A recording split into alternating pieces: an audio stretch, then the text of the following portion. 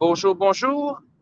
Nous sommes aujourd'hui un samedi, on est le 8 octobre. J'ai décidé de faire mon émission à l'extérieur. Et si on se demande pourquoi, regardez les couleurs que nous avons derrière nous. Donc ça ici, voyons voir si on peut regarder. Voilà, voilà. Donc on peut voir ici les couleurs d'automne. Je ne sais pas si aujourd'hui ce sera une émission qui sera très longue.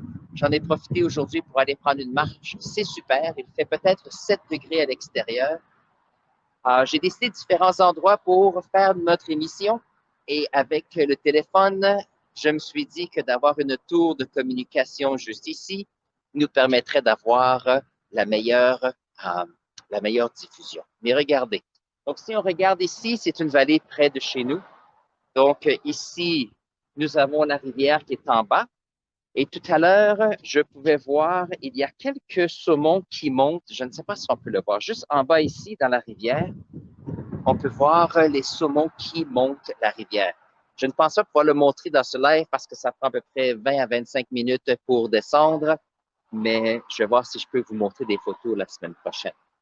Donc, lorsqu'on se demande et on regarde les couleurs d'automne, on peut voir que ici, habituellement, les chênes, les noisetiers sont encore verts et nous avons aussi les conifères. Donc, on a les grands pins blancs. Il y a les grands pins blancs qui sont là. Ils sont un petit peu plus grands que les autres. Si on regarde, il y en a plusieurs ici aussi.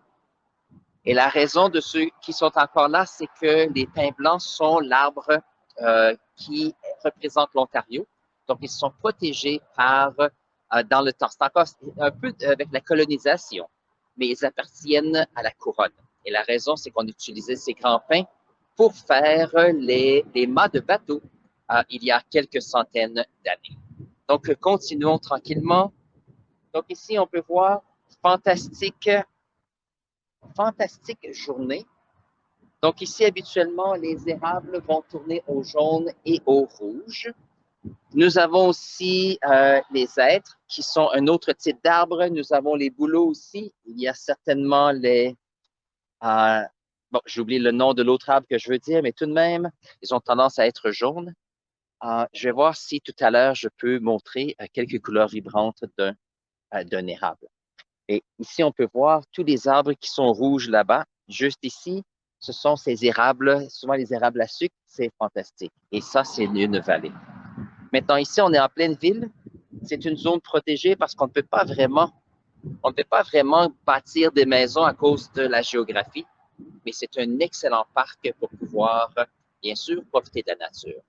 D'un bout de la ville, c'est un golf, donc on a fait le déboisement pour faire un terrain pour le divertissement, mais ce côté-ci, la vallée est beaucoup trop étroite et c'est un peu plus difficile. Et c'est ça. S'il arrive que vous avez des questions à caractère scientifique, vous pouvez les mettre dans la section clavardage. Je vais répondre à ceux-ci. Je n'ai pas de tableau aujourd'hui. Je me suis dit que ça serait intéressant d'être à l'extérieur et de vous montrer une belle journée d'automne en direct. J'ai remarqué cette année que les érables ont tendance à changer de couleur beaucoup plus tôt que d'habitude. Nous avons eu un été qui était très sec.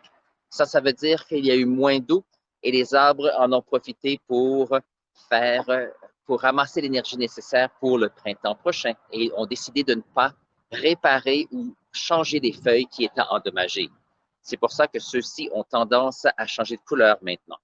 Maintenant, pour les autres arbres, ceux qui sont encore verts sont un peu plus résilients, un peu comme les chênes qui ont des feuilles un peu plus épaisses et ont décidé de pouvoir rester un peu plus. Oh, alors, je ne sais pas si, juste en bas, je viens de voir, il y a un héron qui vient juste d'atterrir. Je ne sais pas si on peut le voir.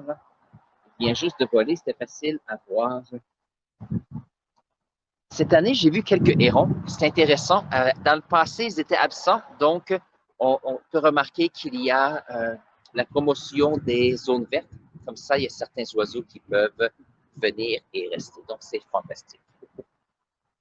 Très bien. Un autre point à caractère scientifique que j'ai remarqué, parce que je suis sur un pont, ce sont des joints de dilatation, donc un peu de chimie. Si on regarde ici, on peut voir que tout le long de la rampe, nous avons des joints ici qui sont tout au long ici.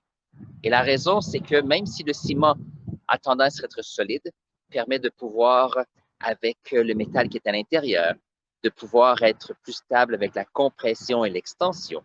Les métaux ont une expansion durant l'été lorsqu'il fait chaud, une compression à cause des atomes durant l'hiver, et donc ça permet d'avoir des structures qui restent constantes. Voilà. Donc on peut voir ici, il y a des personnes qui en profitent. C'est une journée fantastique. Si vous avez la chance d'aller à l'extérieur, n'hésitez pas à y aller. Comme ça va vous permettre de pouvoir apprécier cette journée. Donc voilà. Moi, je vais en profiter pour continuer ma marche de façon à ce que je puisse prendre quelques photos pour la semaine prochaine. Et sur ce, je vous souhaite un excellent week-end. Et nous, ici, c'est l'Action de grâce. Donc, je vous souhaite un excellent week-end de l'Action de grâce. Alors, au revoir à tous.